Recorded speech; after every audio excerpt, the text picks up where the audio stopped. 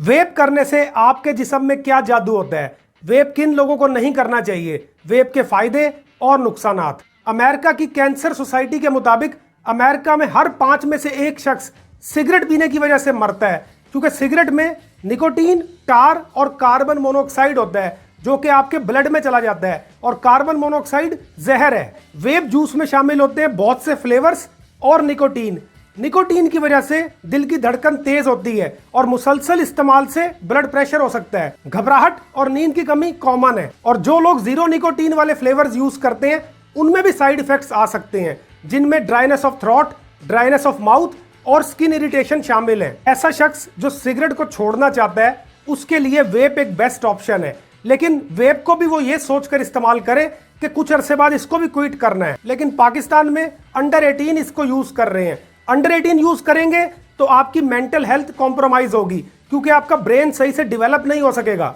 तो non smoker है और अंडर 18 है तो वेप को कभी भी इस्तेमाल ना करें।